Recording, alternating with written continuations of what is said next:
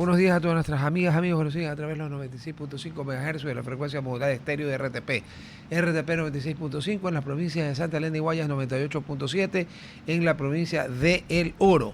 Muy buenos días también a la gente del Real Audio, www.rtp.es en todas partes del mundo, del planeta Tierra, ¿no? El siguiente programa lo oyen en el Averno, en Júpiter, en Marte, Mercurio, que está cerca del Sol y hace alto calor, los dominios de Satán. Y muy buenos días a quienes nos ven y nos escuchan a través del canal de YouTube de RTP, el Facebook Live de RTP, el Facebook Live de su servidor Rodolfo Vaquerizo Blum, y estamos en todas las redes sociales como rtp.es. Y como dice el líder Tralalá desde hace muchos años, algo que nunca miente la prensa corta es en la fecha del periódico. Entonces hoy día es miércoles 11 de febrero, entonces es miércoles 11 de febrero. Voy a discutir con los periódicos. Como los miércoles de que hicimos el cambio, está Sofía con nosotros. Hola a todos los oyentes. Ya ahí la vieron, no van a creer que la tengo grabada y le hago trampa. Y hoy tengo el enorme placer de tener como invitado, nos ha hecho el honor, porque el señor, ya lo va a presentar bien, habla alemán. O sea, como dice Humberto Eco en su novela El péndulo de Foucault, uno de los intelectuales de Milano le dice al otro, al más joven, en mi época cuando alguien hablaba alemán ya no hacía nada más, solo se dedicaba a hablar alemán. Nuestro invitado no solo se dedicó a hablar alemán, por suerte para la ciudad de Guayaquil hizo otras cosas. Mi querido ingeniero Iván Vaquerizo Alvarado, ¿cómo vuestra merced se ha engordado? Bueno, porque yo no lo he visto en tiempo, pero yo lo recuerdo. Dicen que si el matrimonio no te mata, te deforma. Entonces, el día que me casé, me engordé. Yo afortunadamente técnicamente soy soltero, porque los divorciados son solteros. Es verdad. Gracias. Es verdad. Su amabilidad me conmueve. Oye, ¿cómo se habla alemán? Usted no me diga que es la Deutsche Schule. Deutsche Schule, yo promoción 16. Ah, carajo, 16. Promoción 16. Ahí estaba con ella era menor que yo, pero con la madre de Sofía. Con la niña. Larisa debe ser promoción 18. ¿Tú fuiste al colegio alemán? Yo estaba en el alemán, pero como mi mamá, las dos nos fuimos a internados, terminamos el colegio afuera. Pero usted no habla alemán. No, me acuerdo, creo que como contar del 1 al 20. No, yo también sé eso y yo no hablo alemán. Eso es... Pero yo sí, al menos escribes alemán, seguramente usas Google Translate. Pero frase, no, yo la ya. A ver, vamos a entrar en la entrevista, pero te lo explico. Mis conocimientos de alemán, que son muy chiquitititos, porque esa es una lengua infernal, aunque Graf, o sea, muy otros difícil. son las 12 o Sauces 9, como le quisieran llamar a otros son Holder, llegó a tener la desfachatez de decirme en mi cara que el alemán era un idioma extremadamente fácil. No, pues yo me lo quedé mirando. Eso es falso. Y entonces, eso es falso. Yo sufrí en el colegio alemán. Ya. Cuando los profesores... Harto. Mucho. Sufrí mucho con el idioma alemán. Ya. Pero logré superarlo, logré graduarme del colegio alemán, porque en el alemán los que pataleaban con el alemán, out. Claro. Terminaban saliendo. Más o menos le indicaban de alguna manera subliminal. Le decían, usted puede pasar de año, pero en otro colegio. Sí. O sea, le damos el pase de año, pero si usted se va a otro colegio. O sea, no nos moleste con J más. Claro. Entonces yo cuando me salió con eso, Graf von Lambdorff, como yo le digo a Otto. Mi querido amigo. Sí, pues, mi vecino durante 12 años, pues en el Fortín. Correcto. Y entonces yo acudí a una alemana, a mi cuñada, la viuda de mi hermano Carlos, que en paz descanse, Cynthia Gabert, G-A-B-B-E-R-T. Ok. Su padre se llamaba Jürgen Gabert. Y Ramón los conoce a toda esa familia. Correcto, Ramón también, mi querido amigo. Colegio alemán también, claro, Ramón. le tenían pánico, pues, cuando y ahora manejan el colegio alemán de Ciudad Celeste, sí. donde yo intervine, pues, para poder hacerlo realidad, porque eran terrenos nuestros, básicamente. Oye, pero hay una cosa que el gobierno de la República Federal Alemana no entiende, que Guayaquil y San Borondón son dos ciudades distintas. Así es, así entendí. Pero así son dos ciudades que pero perdóneme, my liebe Freund, pero son dos ciudades distintas. Son dos ciudades distintas. Ahora, que San Borondón fue parroquia rural de Guayaquil hasta 1955. Oiga, ya pasaron 71 años. Correcto. Pero bueno, lo cierto es que acudí a Gabart y le dije, ¿tú crees que el alemán sea un idioma fácil? Me dice, es uno de los idiomas más difíciles del mundo, de las lenguas de acá, ¿no? Pues si me va a hablar de árabe, hebreo, chino... No, es más difícil que el español. Largo. El español tiene un problema, los verbos irregulares. Pero el alemán tiene eso y más. No, pues tiene las palabras que miden 2,5 kilómetros de largo porque unen una con otra, con otra, con otra, con otra. Por ejemplo, nosotros en español decimos cañón antiaéreo, ¿no es cierto? Correcto. Son 2 palabras. No, sí. Ellos... Flakflug, el Canonen, dice cuánto, entonces váyanse a la casa del ritmo. Pero bueno, a ver, okay, vamos. Don Iván, aparte de su actividad constructora, sáqueme una curiosidad, ese nombre tan agradable que le pusieron de Ciudad Celeste, me imagino que se refiere al cielo, al mar y al Club Sport Emelec. Por supuesto, pero y el último siendo primordial, yo sé. Perdón. No sé, usted es un hombre inteligente, por eso. No, Grailer, por favor, me halaga, pero igual. Vea, hace años, porque uno tiene amigos de todas partes, ¿no? Mi buen amigo Vito Muñoz dijo en su programa que las 2 personas más antibarcelonistas de Guayaquil, aparte de melecistas enfermos, encima se llamaban igual, y se refirió a su hermano y a mí. Sí, bueno, es que para ser buen melexista es importante ese componente por Dios. Entonces yo lo llamé al tocayo y le digo, antipatía. Suerte que no nos difamó y nos dijo que éramos partidarios, pero ahora sí. A ver, aparte de la gran labor constructora heredada de mi tocayo, su señor padre, que en vida fue siempre muy, muy amable, muy deferente, muy generoso conmigo, porque yo al lado de su papá soy un muchacho. Correcto. Aunque yo ya no soy un muchacho hace mucho tiempo, pero digamos que había una... En el siglo pasado. Claro, en el milenio pasado. Exacto. Ya. Entonces, aparte de eso, descubrió hace algún tiempo una vena filosófica literaria, porque él no escribe poemas como el Duque, Ramón Sonnenholder. No, exactamente, poemas. Que recibo yo... Sí, yo también, todos los días. Casi todos los días. No, todos los días. Sí, exactamente. Ahora, él no hace prosa, él escribe así. Sí. Creo que él que está inspirado en la... Un artista, siempre fue un artista, sí, hay que reconocer. Es que, vea, el Duque es Sonnenholder Murrieta. Correcto. Pero por parte materna es Murrieta Villegas. Correcto. Y uno de los 2 más grandes genios, en mi opinión, de la literatura española del siglo de oro. El uno es Cervantes y el otro es don Francisco de Quevedo y Villegas. Entonces yo creo que don Ramón puede descender de alguna manera de Quevedo. De Quevedo, hermano. No habría ninguna... Es más, ¿no te parece lógico? Sí, es verdad. Puede haber alguna línea ahí. Claro, descendiente de Quevedo. Sanguínea. Sí. Que se arrastra desde el siglo XVII. Uno por millón. Pero sangre. Puede ser. Sí. Ya, ok. ¿Cómo así? ¿Cómo te entró la...? A ver, realmente yo siempre he dicho que yo no soy experto en nada, yo no domino nada realmente, pero un día mi buen amigo Galo me invitó, Galo Martínez, me invitó a escribir. Honestamente no tengo idea. Leisker, no el licenciado Martínez Merchán, que para descanse. No, pues Leisker, que también es alemán, sí, seguramente ese apellido. ¿Es Leisker o Leisker en alemán? Porque los diptongos sería, yo creo que sería Leisker. Bueno, sí, porque Kaiser, Leisker. Usted es el que habla alemán. Yo me la Galo y mi otro querido amigo, Eduardo Carmignani. Comunes amigos. Gran Eduardo, mi gran amigo. Un abrazo y toda mi solidaridad en todo lo que... Exacto. Ya. Él, porque a los amigos los escoge, a los parientes no. Bueno, es verdad. Es verdad, exactamente. Un día me invitaron, te estoy diciendo, me invitaron justo, me acuerdo, en diciembre del 2019, a portas de la pandemia. O sea que usted es un escritor prepandémico. Claro, y yo cuando comencé a escribir... Prepandémico.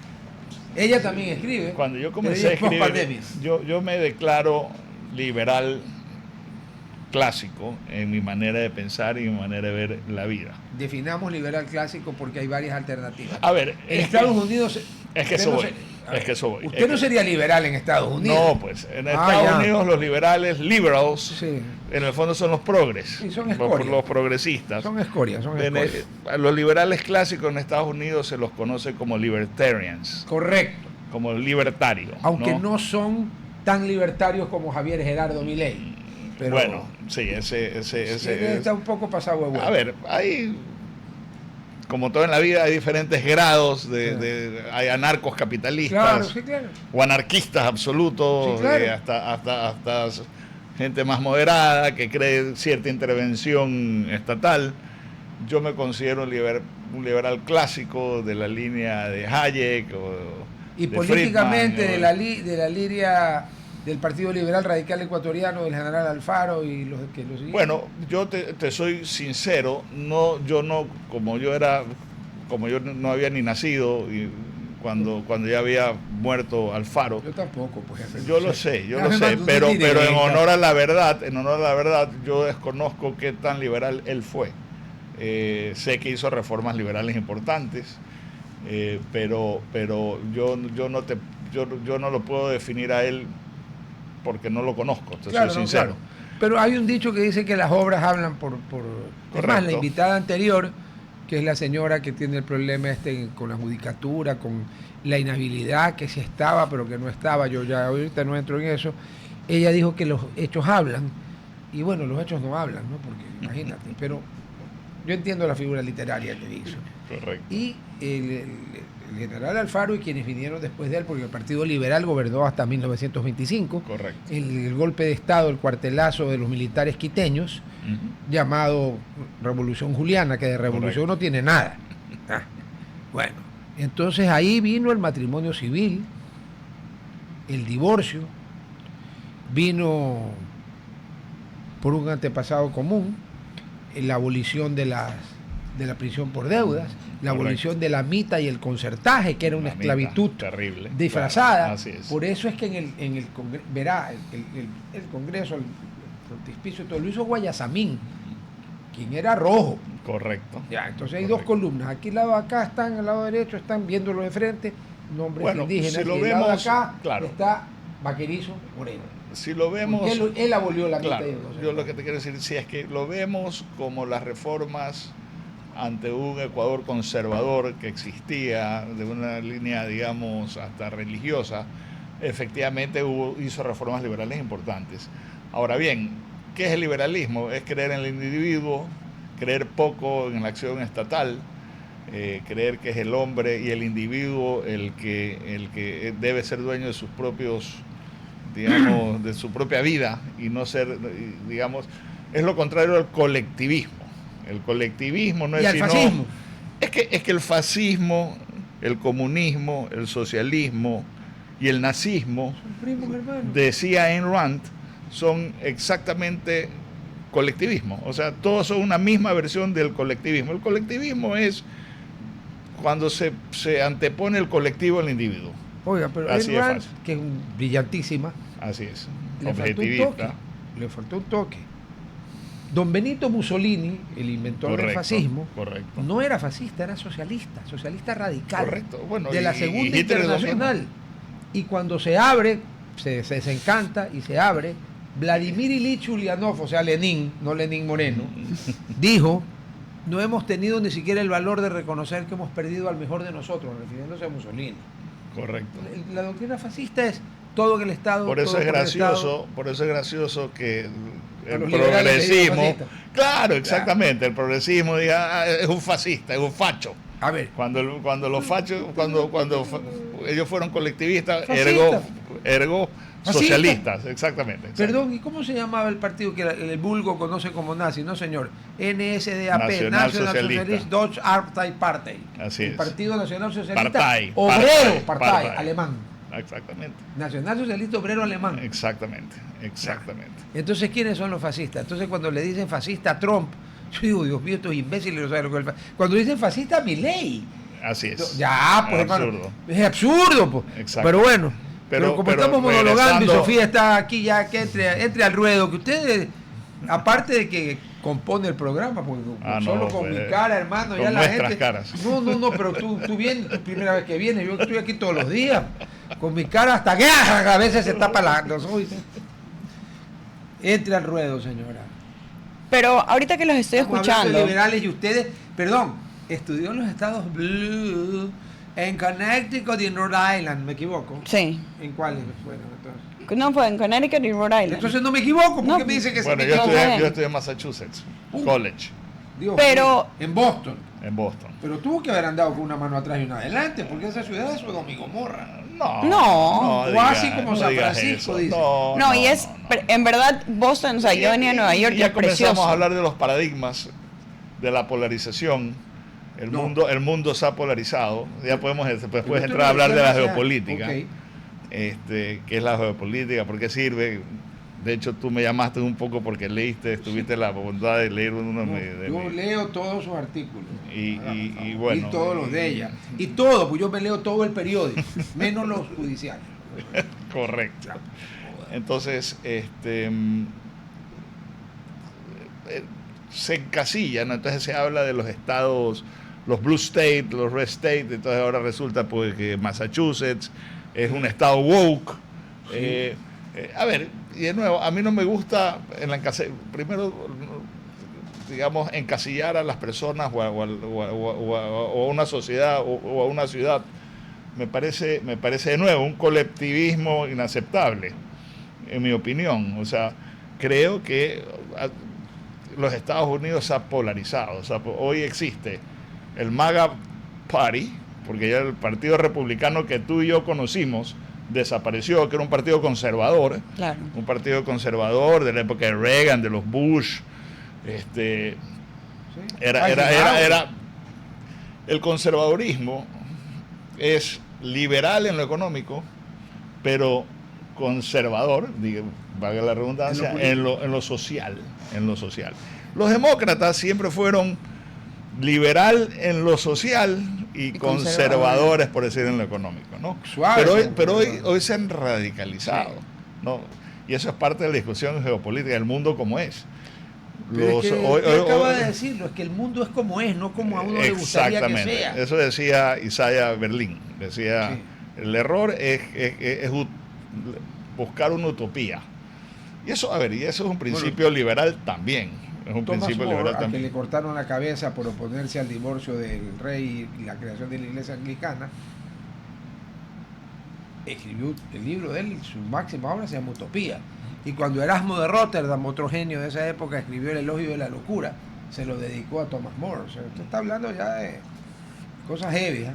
Es que los socialistas, yo los generalizo como una palabra que son los colectivistas. Los colectivistas son utópicos, creen de que va a venir un ogro benefactor. Tomás Hobbes hablaba del Leviatán, que rescata un monstruo mitológico como el ogro benefactor, el que va a venir y nos va a resolver, el Estado es el que nos va a resolver la vida, cuando la historia nos dice que el único que se resuelve la vida es el propio individuo actuando en libertad. Las sociedades más prósperas del mundo y son aquellas que han actuado en libertad, y al revés, ha habido sociedades prósperas que comienzan a colectivizarse y que comienzan a perder protagonismo y que comienzan a perder desarrollo, como Europa, por ejemplo. O como el estado de California. O como el estado de California, estoy de acuerdo contigo. Y por si acaso, definitivamente hay temas, yo te decía, por un lado el MAGA ya no es el partido conservador, hoy es una suerte de populismo de derecha. Y por otro lado también están los demócratas que se han ido a una... Acá. Exactamente. ¿Por qué? Porque yo creo que en los últimos años se ha rescatado el libreto que inventó Hitler, que inventó Lenin, que inventó Mussolini, que es la polarización de la sociedad. Y cuando tú polarizas la sociedad, le causas mucho daño, pero también tienes réditos políticos y tienes poder. Y entonces eso es lo que está pasando. Eso pasó con el socialismo del siglo XXI.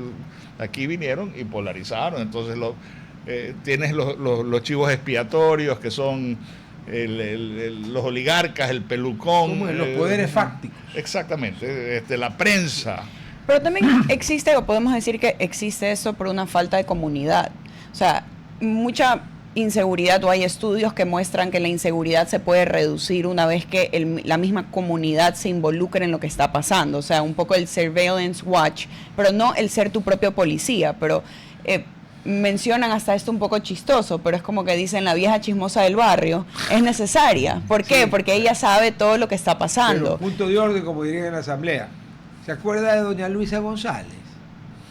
Que en la segunda vuelta cometió 2 errores brutales. No digo que aquí se vivía, que en Venezuela se vivía mejor que aquí, aparte de reconocer a Maduro, y luego habló de que ella iba a crear en los barrios los gestores de paz. Exacto. Me joda, por los No, claro. Exacto. No hablo tanto de gestores de paz, hablo de la habilidad de hacer comunidad. Lo vas a llevar al extremo. No, obviamente, pero mucho en lo que está pasando o lo que ha pasado en el Ecuador, esta división de la comunidad para resguardarme en lo que puedo yo, o sea, está a mi alcance, nos hemos dado cuenta que ya el narcotráfico, la inseguridad sobrepasa esas barreras.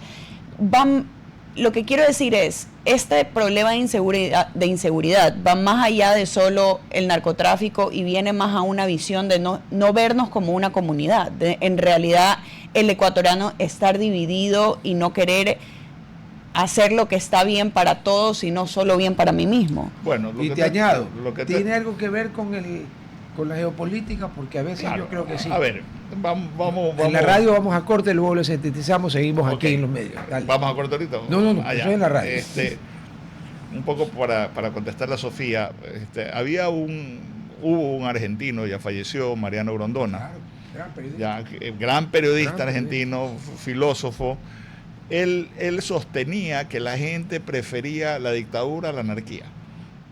Y yo creo que eso es cierto, él tiene razón. Es decir, y yo siendo liberal, yo no soy un anarcocapitalista. ¿No? Yo creo que debe haber un orden, digamos, mínimo. No sé, yo no creo en el Estado benefactor, pero sí creo en la administración de la justicia y la seguridad. Obviamente, ya, exactamente. Bueno, claro, eso es la institucionalidad. Pero no me digas a qué horas paro cuando no. Ponme la riel. Exactamente. Entonces, Grondona sostenía, yo escribí una columna sobre eso, sostenía que la gente prefería la dictadura a la... Entonces tú tienes razón, en el sentido de que no hay nada peor que la anarquía, que salir aquí y te puedan pegar un tiro, o te puedan robar, o te roban, o te quitan tu negocio, y que entonces la gente se refugia cuando hay un Estado. Después podemos hablar de Polibio, que es un pensador, un filósofo griego, pero bueno, si quieres vamos al corte. El corte sigue en la radio. Te cuento que aquí nuestra querida Sofía, que tiene una maestría en Public Health, su grado universitario antes de la maestría fue Historia de Grecia y Roma Antigua. O sea que, bueno, no sé si tú conociste un filósofo, un sofista que lo llevaron a Roma, que se llamó Polibio. Me suena. Ya, Polibio fue un tipo que digamos, un sofista, un filósofo, que él dijo que habló de un círculo, se me escapa el nombre, qué nombre le puso al círculo, pero básicamente decía que comenzaba una sociedad con un dictador o un monarca.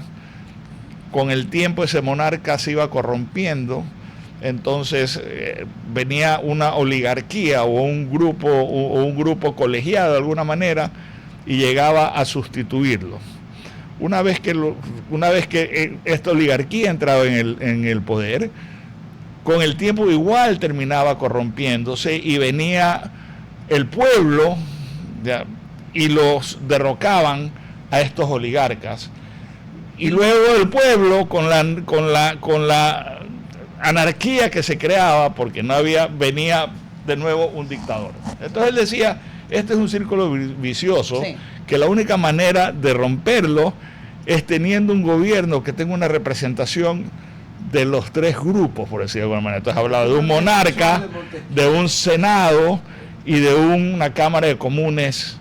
Entonces decía, ¿por qué? Porque esa es la única manera que haya pesos y contrapesos para romper este círculo, que es un pensamiento muy interesante. El pensamiento de Polibio fue súper avanzado para su época. No, pues totalmente. La teoría de Montesquieu. Claro, exactamente. Él es el que lo escribe por primera vez, o el inventor, por decirlo de alguna manera.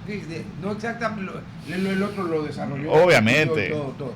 Porque tú lo puedes ver en Roma, y aquí está dentro del se pone el ejemplo. ¿Cómo comienza Roma? Con los reyes. Así ¿Qué es. pasó con los reyes? Que la gente se cansó, mandó a tomar por saco a los reyes. Ok. ¿Qué vino? El gobierno de la oligarquía, por el Senado. Exactamente. ¿Qué contrabalance inspirándose en Polibio? El tribuno de la plebe, que bastaba que arrojara la varita y dijera veto para que se acabara la ley. Pero ya llegó un momento que la gente ya no aguantaba al Senado. ¿Y quién apareció? Primero la guerra civil de Mario y Sila, y luego Julio César, que no fue emperadora ni rey. Él no alcanzó. Octavio Augusto. Vienen los Césares, unos malos, otros buenos. SPQR. Y hasta que Senatus Populuscus Romanus. Sí, señor. Era esa conjunción. El Senado esa... y el pueblo de Exacto. Roma. Exactamente. Era el nombre del Senado y del pueblo de Roma. O sea, una mezcla. No, la mezcla del pueblo, de la sociedad, con la institucionalidad del poder, digamos. Además que a medida que avanzaban los Césares, se creaban senadores que venían del pueblo. Así es, exactamente. Era una cosa que a los No, otros o sea, por eso Roma duró 400, 500 años. en o sea, Occidente, porque el Imperio Bizantino, el Imperio de Oriente, dura 1000 años. Poco más. y muchas de sus instituciones se mantienen el día de hoy. El Senado, por ejemplo. El Senado. En los países civilizados. No, pero mucha de la pues democracia. obviamente en los países civilizados, estamos de acuerdo Este contigo. no es civilizado. Pero mucha de la Concuerdo democracia contigo. Gracias. de estos días Gracias. se la da a la estructura política de los imperios romanos y griegos. En realidad, la idea de el Senado, Claro. la idea, yo me acuerdo que Bueno, los griegos fueron los sofistas, o sea, filósofos, los romanos un tuvieron la poco. inteligencia de traer a estos filósofos griegos un poco a que les disten cátedra y aprender de ellos y aplicar muchas de sus ideas, básicamente, ¿no? Y que les enseñen a armar barcos. Eso. Y tomando en cuenta que Grecia básicamente, hasta que llega Filipo de Macedonia y luego Alejandro Magno, eran todas ciudades-estado, Correcto, unas democráticas como Atenas o pseudo-democráticas, correcto. y otras con una oligarquía que elegía un rey, Esparta, para poner los ejemplos de las guerras. Los espartanos. Pero ahí está, así es verdad. Ahora, ¿en qué estado estamos nosotros? ¿En qué etapa del círculo de Polibio andamos? Ahora en el 2026. Yo creo que estamos ahora donde hay un muy fuerte poder ejecutivo. Producto de una constitución, de dos constituciones. La del 98 ya sentó las bases del Exactamente. hiperpresidencialismo, y el 2008 No, hermano, pues, con la hoy- Filarmónica de Berlín. Que hoy esas herramientas que creó el socialismo del siglo XXI le juegan en contra porque las están usando bien el poder, digámoslo así, ¿no? Porque el poder al final del día no es sino un instrumento para influir positiva o negativamente en la sociedad y en las personas y en los individuos. Claro, Eso por es lo que se llama la influencia o el poder, Por eso en se llama definitiva. poder, es poder. Claro, exactamente. Por eso es que la máxima expresión del poder es cuando tú le Claro. puedes quitar legalmente la vida a alguien. Claro, No hay nada más arriba que eso. claro. ¿Qué opina? Senadora Sofía Livia Patricia Juria. Y yo creo que eso, el poder un poco va conectado con las ideologías. Estamos nuevamente al aire en la radio. Hemos discutido aquí sobre la evolución de la teoría de Polibio, un filósofo griego, antecesor de Montesquieu, los tres poderes, y luego la evolución de reyes, repúblicas, anarquía, etcétera. Todo eso y cuando pregunté a nuestro invitado en qué ciclo estábamos ahora, acertó, claro, sí, un poder ejecutivo muy fuerte en base a dos constituciones. 98, que sembró la semilla; 2008, que la desarrolló y remató como los buenos toreros con la estocada final. Y ahora se viró ¿cómo es que decía la actual presidenta de RC5? Ay, ¿cuándo querrá el Dios del cielo que la tortilla se vuelva, que los ricos coman pan y los pobres mierda? Y ella tenía una casa de $800,000. El señor es ingeniero civil, constructor de harto. Una persona que tiene una casa unifamiliar de $800,000 es pobre. No. Ah, ya, gracias. Yo le pregunté en radio y televisión cómo quería la de ella, frita, lampreada, a la parrilla o asada, porque no joda. O sea, no sea tan... Bueno. E interrumpí a Sofía, ahora sí, dele, que ya lo de la radio ya saben de qué estábamos hablando. Dele. Justamente la idea del poder, creo que, y conectándolo un poco a la ideología política que podemos ver en el país, creo que es muy, no sé, la palabra viene a ser irónico, pero muchas veces gobernantes de izquierda que proclaman ser pro pueblo terminan siendo lo más individualistas y lo más pro mi propio grupo. yo creo que esta ideología a veces de llegar al poder, y por eso la persona o el perfil de la persona que llega al poder es muy necesario, porque siento que el poder te puede cegar. Obviamente tú ser la autoridad suprema, si seas un rey, un monarca o hasta un presidente, un dictador, prime minister, tienes un nivel de poder que no lo puedes comparar con ningún nivel económico, porque el poder va más allá de solo lo económico, es lo que tienes alrededor tuyo a tu disposición. Y creo que lo que vemos en estos momentos con el poder a nivel internacional es quién en realidad puede llegar al poder sin cegarse de ese poder, sin querer aferrarse al poder, quedarse eternamente, como pasa mucho con personas que llegan al poder del lado de la izquierda, o económicamente solo se benefician a ellos mismos, como ha pasado en la historia con otras secciones. Pero virándolo un poco a lo que está pasando, y veía o preguntaba qué tipo de país yo creo que funciona. Y no me maten en las redes por decirlo. Diga. Pero a veces pienso, porque he ido a China, donde es un país autoritario que tiene un nivel de control de media, o sea, todo, desde que si puedes ingresar a Facebook, de qué usas para pagar, pero el país se sostiene y es uno de los países más antiguos que hemos tenido en la historia. Y yo creo que va un poco lo que estábamos hablando, de que la sociedad, con tal muchas veces de que funcione de una forma efectiva, está dispuesto a dar muchos a sacrificar libertades. Eso, sacrificar libertades con tal de sentirse resguardados, pero tampoco diría yo que... Esa es la teoría de Grondona. Sí, claro. Y antes de que usted conteste, una sola respuesta. Sí, claro. China, desde que Deng Xiaoping dijo que no importaba el color del gato con tal de que case ratones, pero le recuerdo que China tiene Tiananmen Square. No, por supuesto, y tienen sus propios problemas. En China pero hay más millonarios que en casi todos los demás países del mundo por peso poblacional, ¿ya? Pero la economía, usted puede hacer plata como quiera. Si quiere robar, roba, lo fusilan, si lo pescan y no tiene buenos amigos. Pero políticamente está en una etapa del círculo de política. O sea, bueno, pero es una contradicción del círculo de o vas a Chengdu, que son ciudades que se ha construido en 30 años, o sea... A ver, aquí estamos entrando, aquí entramos en geopolítica. Exacto. Tema que a usted no le gusta para nada. A ver, creo que todos debemos tener alguna suerte en la geopolítica, porque la geopolítica uno todos los días debe levantarse. Pero tú siempre tocas de alguna manera la geopolítica. Y ver qué es lo que está pasando en el mundo. Claro.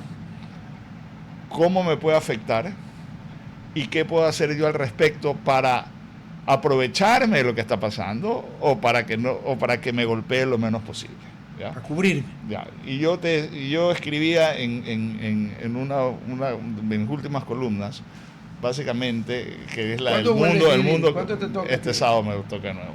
El sábado de carnaval. El sábado de carnaval. Poca gente me leerá. No, yo le prometo que lo voy a leer con un single malt entre 15 y 18 años. Perfecto. En las rocas. Y espero su comentario por privado. Por favor, hágame el favor.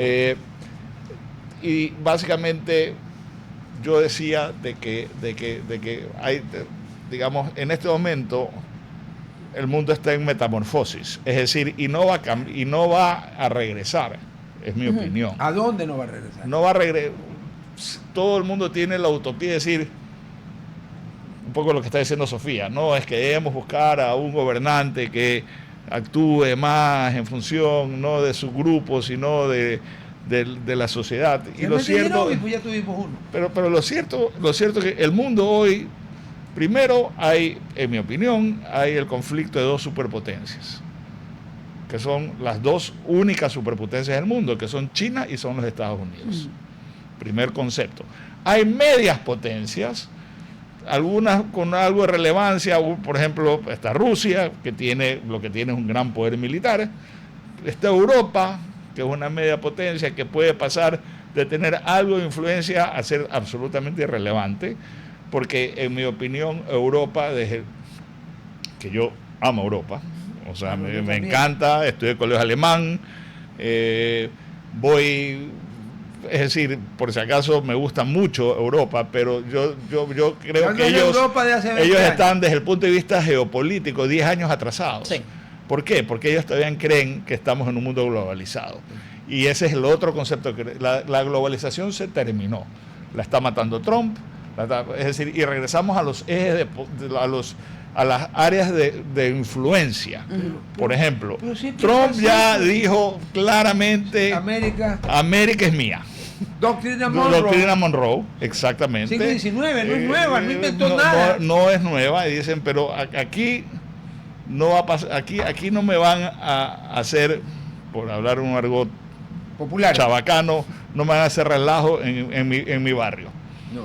Y lo sacó a Maduro, mucha gente dice que legal o ilegalmente. Eso yo no quiero, porque en el fondo hay algo, pero cuando después de que lo sacan, jamás hablan de la palabra democracia. No es un tema de que no queremos restituir la democracia, no, aquí eran intereses americanos sobre el petróleo, y este de aquí, y este me está haciendo daño, y este me está haciendo daño porque es un narcotraficante, entonces me lo jalo y se terminó. Ya está hablando de Cuba, no nos extrañemos. No, acuérdense de mí, económico más que, pero no nos extrañemos, ya dijo sí, alguien que Marco Rubio iba a ser el próximo presidente de Cuba, y Trump en un tuit contesta: sería fabuloso. Sería fabuloso. entonces creo que no nos extrañemos. Red social. Yo solo tengo una red social que es X, digamos. O sea, usted así, no tiene Truth Social, la de Bendota. No, pero la retuitean mucho en X. Ella tiene Truth Social. Ya, en todo caso, de nuevo, primero el conflicto y la pelea entre dos superpotencias.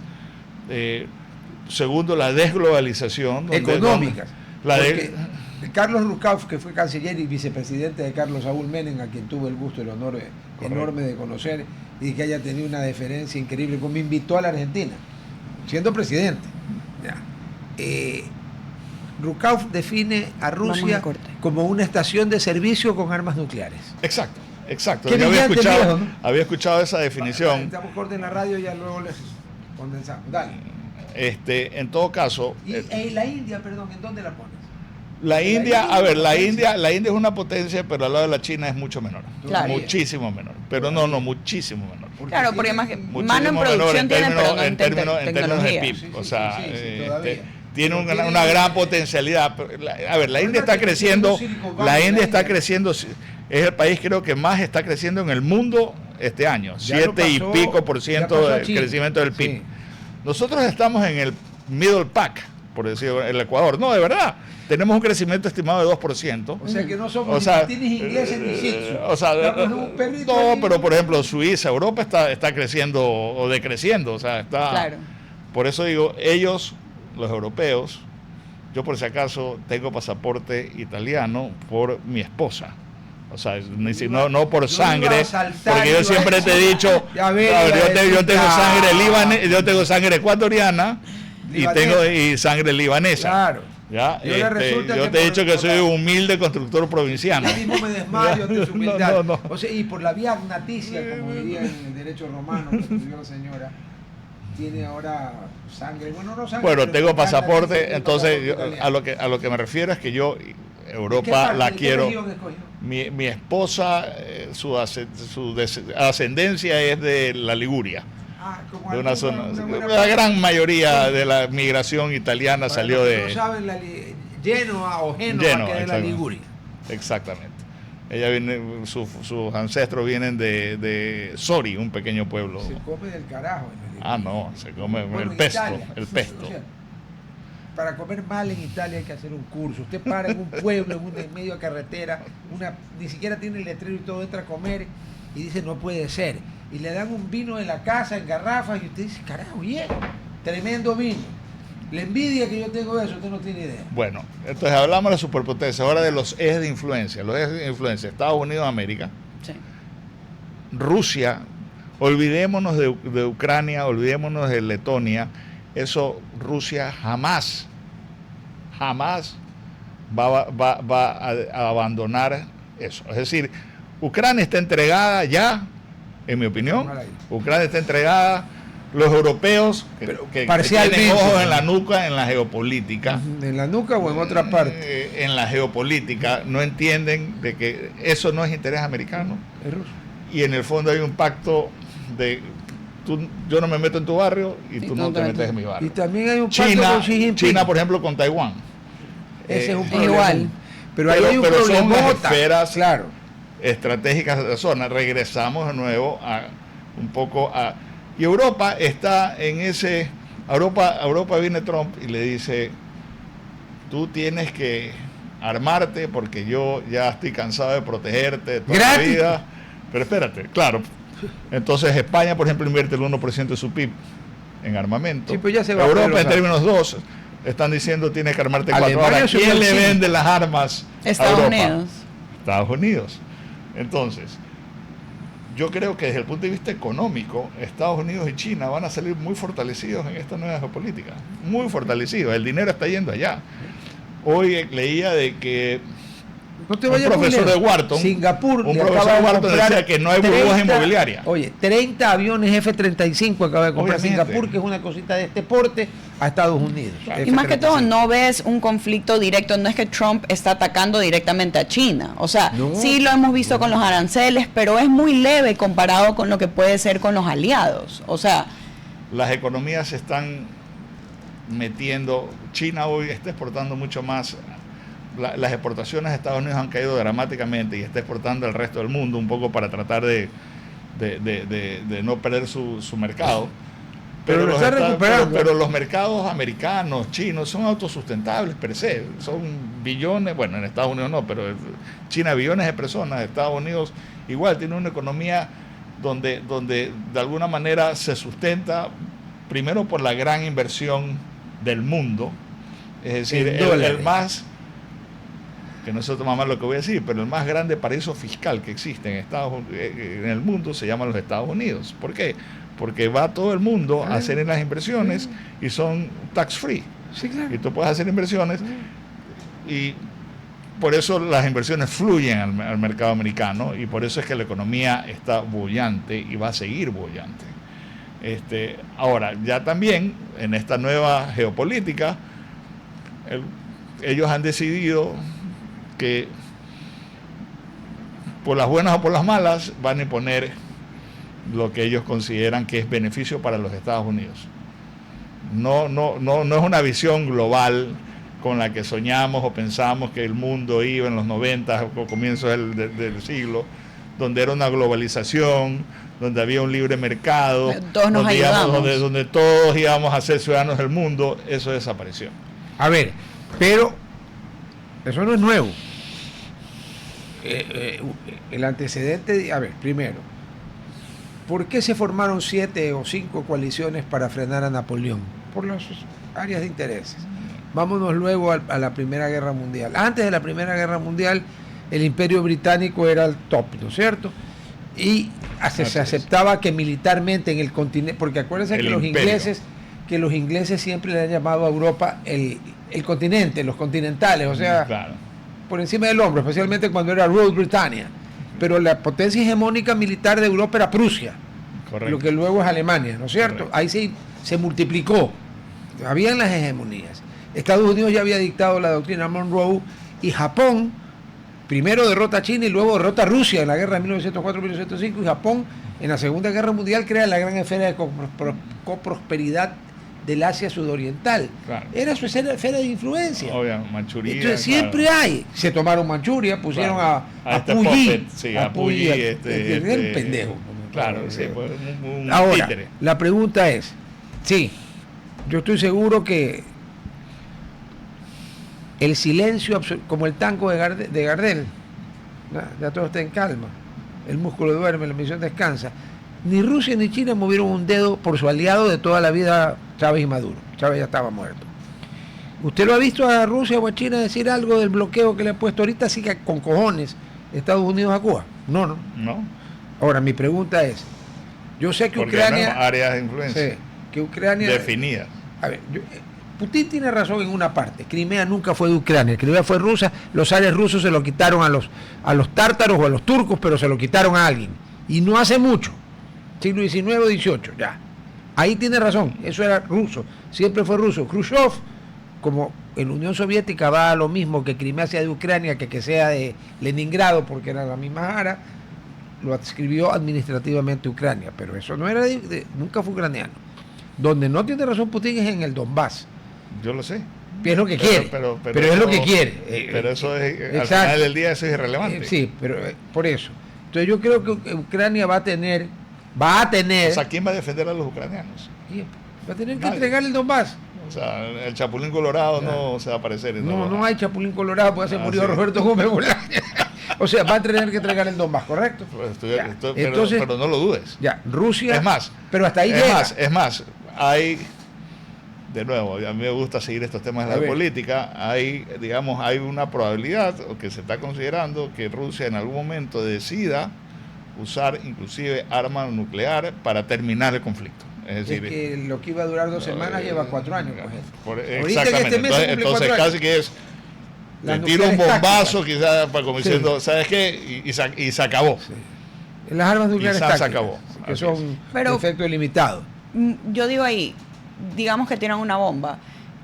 Se ha manifestado de ciertos países europeos de que si llega a incrementar la intervención, porque no va a decir seguir porque ha seguido, ciertos países europeos ayudarían a Ucrania.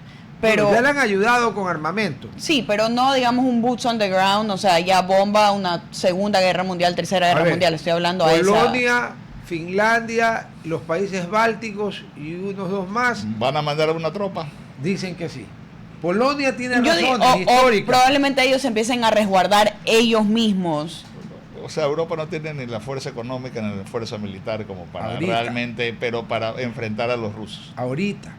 Pero el ejército ruso probó en Ucrania que es un tigre de papel, porque con la disparidad brutal que habían, yo siempre dije 2 semanas está loco, pero no me imaginé 4 años. No, estoy de acuerdo contigo. Ahí hay una gran la idea era que casi que en un mes entraban a Kiev chao. Se tomaban, Kiev está casi en la frontera. Claro, exactamente. Entonces yo creo que volvamos a las zonas de influencia. El problema es, yo sé cómo Trump va a arreglar eso, no lo sé, pero Estados Unidos tiene, no solo Estados Unidos, Japón y Corea del Sur y la República China, o sea, Taiwán y Estados Unidos tienen una alianza militar muy vieja, que está en el imaginario del pueblo americano como que es piedra. Ahí va a haber un problema. Ahí sí se me hace un problema porque en cambio China no admite que Taiwán, que era una provincia, sea un país. ¿Cómo solucionamos eso? Porque ahí hay un conflicto de... De nuevo, yo creo que hay un pacto no escrito donde las áreas de influencia se respetan. O sea, Trump se va a hacer tú viste que después de que entró a los Estados Unidos y se llevó al dictador sanguinario, que ojalá se pudre en la cárcel de Maduro, en mi opinión, Rusia lo que hizo es un leve anuncio. ¡Qué horror! Sí, qué horror. ¡Qué horror! ¡Oh cielos, qué horror! Sí, claro. Sí. Entonces, no les importa, digamos así. O sea, es algo que no... que te acerques un poquito más al micrófono. Ya, yo pensé que era conmigo. Correcto. Porque siempre me dice, mismo me como el micrófono para que no... Pero ponlo así. Que diga que me acerque. Pero ¿qué va a pasar? Y digamos, económicamente sabemos Ucrania, lo hemos visto con Venezuela, que son países que tienen conflicto directo. Pero ¿qué va a pasar, con digamos, la potencia media o la superpotencia? O hasta yo y están en el área de influencia de una de ellas. Y me pongo a pensar en un Perú, que tiene uno de los puertos más grandes con China. Correcto, Chancay. Pero también está en América, lo cual viene a ser el territorio americano. Sí, y yo te aseguro que van a... Va a llegar el momento en que la influencia americana va a comenzar a presionar para que China, que estoy de acuerdo contigo, han hecho un puerto espectacular que se llama Chancay, que está hasta 60 kilómetros de Callao, de aguas profundas, donde el transporte se abarata tremendamente y que va a servir como un hub chino para servir toda la costa del Pacífico. Pero de nuevo, esa influencia de a poco los Estados Unidos, Trump se inventó este tema de las tarifas. Y con las tarifas hace y deshace. Pero los ingleses lo usaron antes. Públicamente, nuevamente a don Juan Carlos Holguín, me ganó el ceviche, porque efectivamente Lord Palmerston ya mencionó ese tema en 1848 y el primer ministro Gladstone, que fue 4 veces primer ministro de la Gran Bretaña, es posterior. O sea que es muy probable que la frase de que el reino, el gobierno de Su Majestad Británica no tiene ni amigos permanentes ni enemigos permanentes, el gobierno de Su Majestad Británica solo tiene intereses permanentes, la haya dicho primero Lord Palmerston que Gladstone. Nosotros nos vamos a corte, pero en todo caso no la dijo ni Eisenhower, ni Trump, ni ningún presidente americano, como los zurditos en Argentina están ya diciendo eso, ¿no? Correcto. Ya, lean, pendejos, lean. En Argentina sí leen. O sea que ustedes son brutos, porque el nivel de lectura entre Ecuador y Argentina es horroroso. Nos ganan 400-0. O sea, no sé cuál es el marcador, pero es por ahí. Las librerías allá son... pues es una locura. A ver, entonces tú crees que tarde o temprano Estados Unidos le va a decir lo mismo que le dijo Trump a Panamá. Pues Panamá le había entregado el canal de Panamá a China y le dijo, oye, hey, fuera los chinos. Exactamente. Yo creo que eso va a pasar. Usted tiene su respuesta. De Perú. Pero claro, o sea, yo lo veo preocupante. O sea, tengo esta ideología, y lo veo en el lado de Colombia.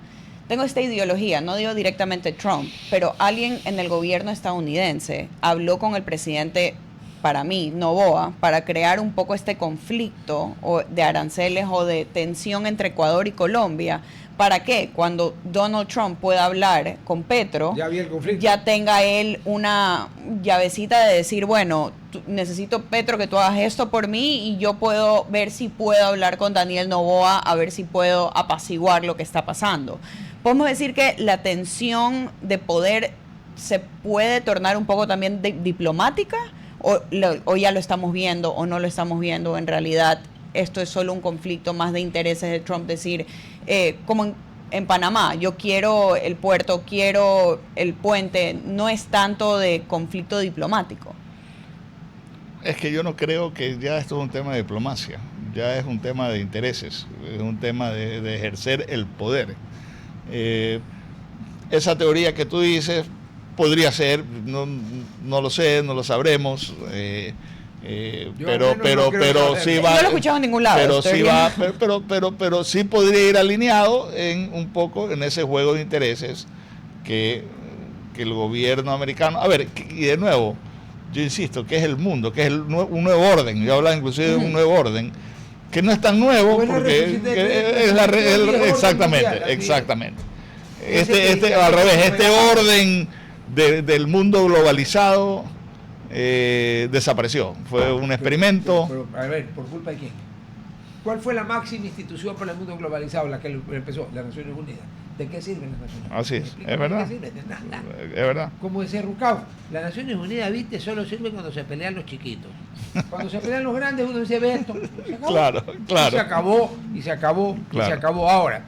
El filósofo alemán Karl von Clausewitz, o Clausewitz se escribe. Usted sabrá cómo se pronuncia en esa lengua. ¿Cómo? Sería Clausen. ¿Se escribe con A o con O?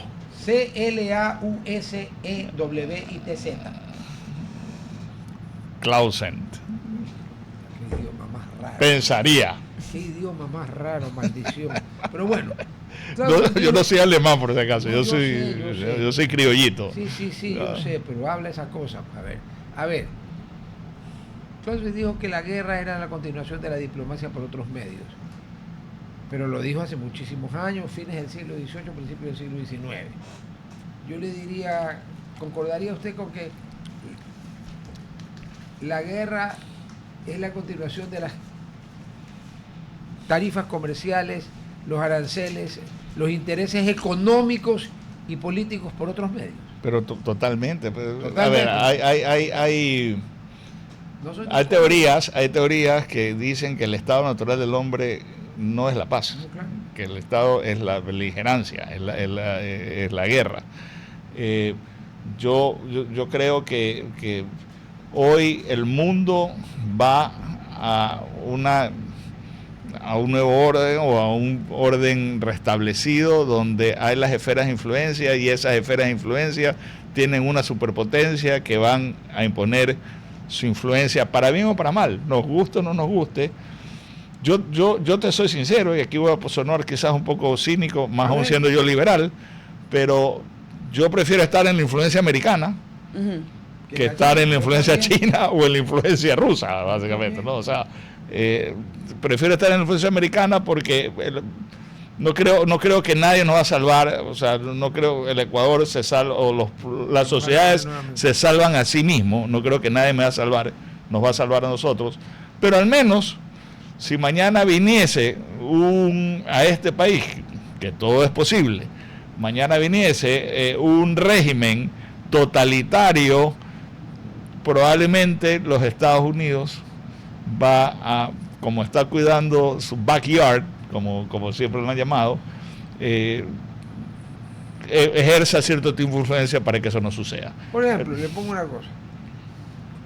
En América Latina, un golpe de Estado, en la actual, sin la bendición del Departamento de Estado es imposible, porque Estados Unidos no imposible. te invade, te congela todos los fondos. Exacto, que te jodió. Multilaterales, mercados mundiales.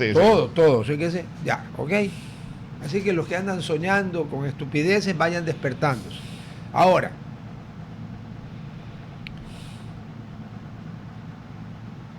Estados Unidos ve con mucha atención las dos elecciones importantes que hay este año en Sudamérica. Correcto. Primero Colombia, por las razones, y segundo, Brasil, país más grande del mundo. Supositorio mide 1,60 m de largo por 80 centímetros de ancho, nunca tenga gripe en Brasil. Ya. Ese es un poquito después, pero es este año también. A Bolsonaro lo inhabilitaron. A mí me encanta cuando los liberales zurditos y los cucas en Argentina y todo eso te hablan de lawfare. ¿Y qué le hicieron a Bolsonaro? Un lawfare descarado, que es lo que intentaron hacerle a Trump. Claro, ya, exacto. Ok, ahí no hay lawfare. Son dos gobiernos de izquierda técnicamente que van a elecciones. Pero Lula es un tipo... Dos tipos diferentes de izquierda. Un tipo, para comenzar, es un tipo inteligente. Petro es un imbécil, aparte que, como dice Rukauf, él cree que Petro consume lo que vende. Porque sale con unas cosas, pero... rarísimas. Oye, cuando en pleno Estados Unidos incitó al ejército americano a no obedecer al presidente. Uy, bueno, ahora ya fue... Para mí todas las cámaras y hasta los sindicatos colombianos le dijeron, oiga, no joda, ¿de qué cree que vivimos? Su merced, ¿de qué cree que vivimos? Que son unos hijos de tal, sí, pero vivimos de eso. Actualmente el Consejo Nacional Electoral de Colombia acaba de inhabilitar, descalificar la candidatura de Iván Cepeda, que era el candidato de Petro, porque según la ley electoral colombiana no se puede participar 2 veces el mismo año en 2 procesos. Los petristas dicen que la interna porque no es un solo partido, es una agrupación que ya me voy a acordar el nombre de la agrupación de Colombia, se viven cambiando de nombre, ya me acuerdo. Y hay un problema allí, y las elecciones ya están cerca, porque a la velocidad que va el tiempo, y en Brasil quien va a enfrentar a Lula es el hijo de Bolsonaro. ¿Cómo la ve? Porque bueno, Argentina, los cucas se le van 5 o 6 senadores a la REA, 6 años, condenada por robar. Se le van. Con lo cual el kirchnerismo, porque eso eran los peronismos, el kirchnerismo se quedaría con 23 senadores. Sería la cifra más baja de la historia del peronismo. Correcto. O sea que a ver, yo creo... ya ganó, claro, exactamente. Bolivia se fue el más a la M. Yo creo que así como nosotros desde el 2000 o la primera década del 2000 y hasta mediados probablemente o hasta finales de la segunda década de los 2010 al 20 tuvimos este péndulo en Sudamérica o en Latinoamérica del socialismo del siglo XXI. Yo creo que estamos regresando y tenemos ahora un péndulo de gobiernos más de derecha. A mí no me gusta mucho hablar de estas definiciones de derecha o de izquierda. A mí me gusta hablar más de estatistas y libre empresa, por decir de alguna manera, o libre mercado. Pero no estatistas socialistas filocomunistas. Exactamente. Porque no es que son estatistas fascistas. Totalitaristas. Exacto. Ya, exactamente. Exacto. Y el mapa tiene razón, de Sudamérica era casi o rojo o rosado. Y había por ahí, Colombia era la mancha azul. Pues, ¿no? Exactamente. Con Uribe, Exactamente. Paraguay era la mancha azul. Exactamente. Uruguay, bueno, ha tenido... Chile algo también, hasta el 2019. Hasta el 2019, ya se va, claro. Porque Bachelet... El 2019 con estos escándalos. ¿Quemaron el metro? Exactamente. O sea, le subieron 30 pesos al metro, que es donde se transporta la gente en Chile, ¿no? Porque a mí me ha tocado en Manhattan, que también conoce Sofía, que fue paralegal en Manhattan, ¿ya? Subirme al subway con abogados que le estoy hablando de 1987, cuando yo liquidaba la flota bananera ecuatoriana, 86, desde el 86 al 91, subirme al subway con 3 senior partners de nuestros abogados allá, que nos cobraban barato, en ese tiempo, 700, 600, 700 dólares la hora, ahorita son 2,000. Pues. Claro. Y como me dijo uno de ellos, vamos a almorzar a tal parte, y ¿sabes qué? Es en subway, porque si no es un infierno. Y yo le dije, yo no tengo ningún problema. ¿Qué me miras a mí? Y claro que se llega más rápido. Obviamente. Ah, pero vaya, dígale aquí a alguien que se suba un subway. ¿Qué te pasa, pues, hermano? Te has confundido de persona, no sabes quién soy. Ahí es cuando me encanta. ¿A usted nunca le han hecho esa pregunta de no saben quién soy? Porque a mí yo quiero que me la haga alguien para saber la respuesta. No tengo idea. ¿Cómo voy a saber quién eres si no eres nadie? Te conocen en tu casa y en ningún otro lugar. Fuera de allí no eres nadie. Porque el que anda diciendo que no sabes quién soy yo, es porque nadie sabe quién es él. Exacto. Porque imagínense usted que un vigilante de tránsito lo pare al abogado de voto. Puta, no tiene que preguntar.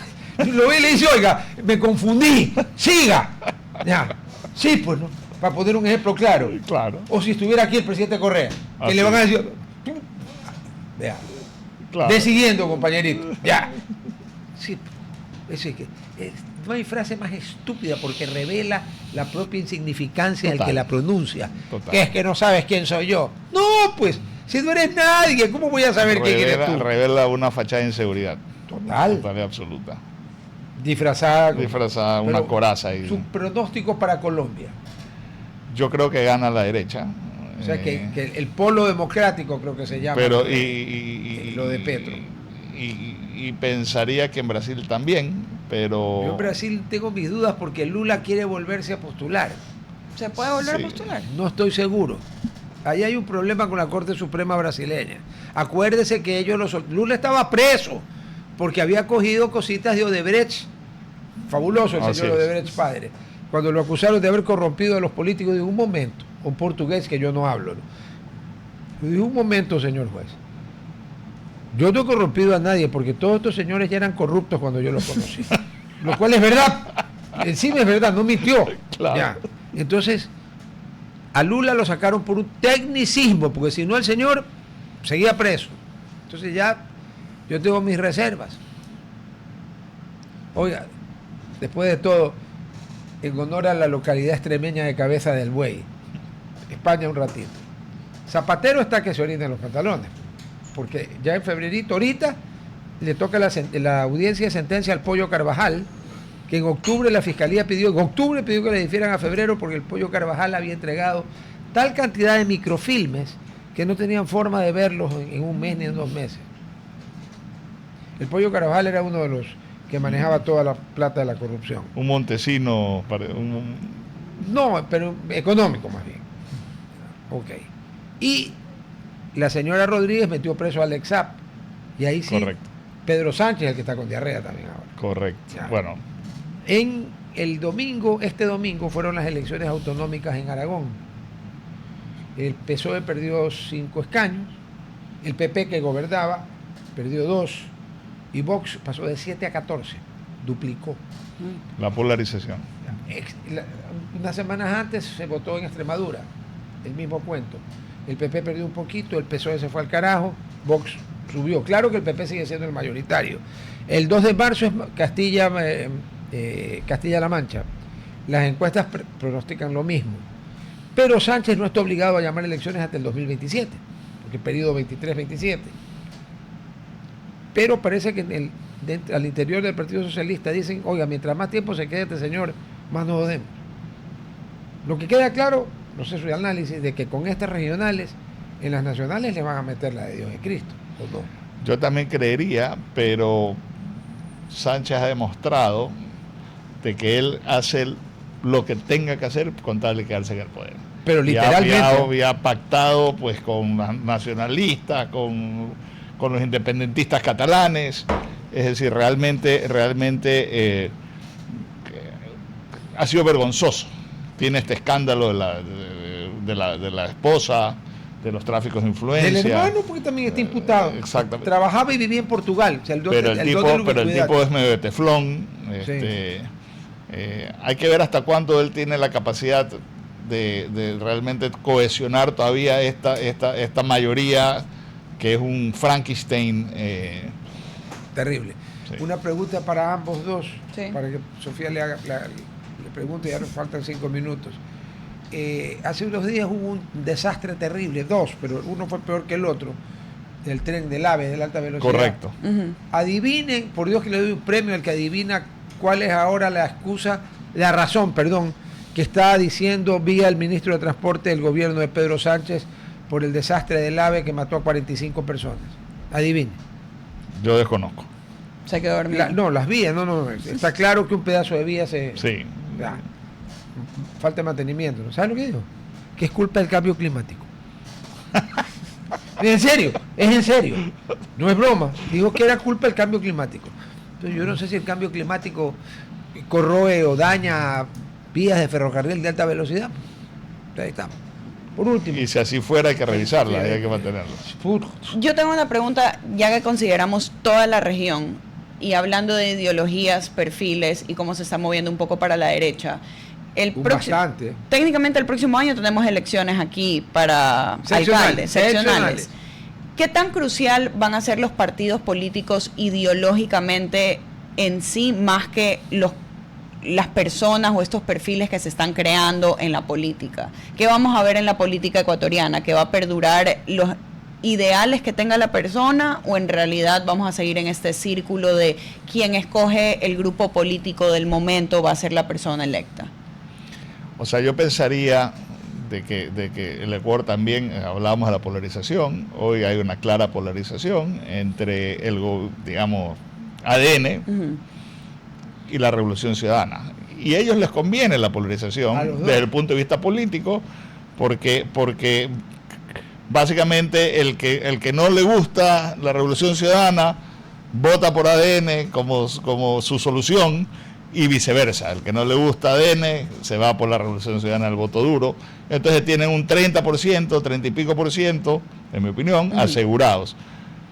Eso seguirá así hasta que pasen fenómenos que suceden, como cuando el resurgimiento de Rafael Correa en su momento, hasta que venga un nuevo liderazgo, que honestamente para mí son fenómenos que suceden cada cierto tiempo en base a circunstancias que se pueden dar, como también en su momento salió Daniel Noboa. Daniel Noboa, claro. Nadie nunca se imaginó al principio, o sea, no. Que no, o sea, después de ver el primer video de cuando se lanzó, creo que era la presidencia, que hasta le temblaba la voz, que tú ves como alguien fue creciendo. Claro, pero fue un fenómeno político y creció, y hoy definitivamente pues es un gobierno fuerte, es un gobierno que se hace sentir, es un gobierno que sabe... A diferencia de su amigo el banquero, que era un gobierno que no gobernaba. Bueno, mi amigo el banquero es mi amigo, sí. Está bien, entonces no lo he difamado. No lo he difamado, pero yo creo que él fue un demócrata. Sí, pero le tocó, una pregunta. Sí. Si usted tiene que mandar una terna para lo que sea, firmada por usted, ¿quién hace la terna? Usted, ¿no es cierto? Sí. El señor se le entregó ¿sabe quién le hizo la terna? Alexandra Vela. Y tuvo tanta suerte que en el sorteo metió 2 de los 3. ¿Sabe cómo votaron en el juicio político? A favor. Y yo le reconozco todo lo que le he criticado al presidente Lasso. Ahí fue una canallada lo que le hicieron, porque hasta la propia fiscalía desestimó el famoso tema con ¿cómo era? La mínima verosimilitud. No joda. Pero usted no puede entregarle pues 2 miembros de la Corte Constitucional a que se los dé haciendo la secretaria privada de Osvaldo Hurtado y de Jaime. Me callo mejor. Pero bueno. Guillermo es mi amigo y no quiero hacer un juicio de valor al respecto. Sé que Pero él usted no encarga las ternas. sé que él hizo lo mejor dentro de sus capacidades para gobernar, tuvo las mejores intenciones. Yo le reconozco. Tuvo errores como los tenemos todos. Pero bueno.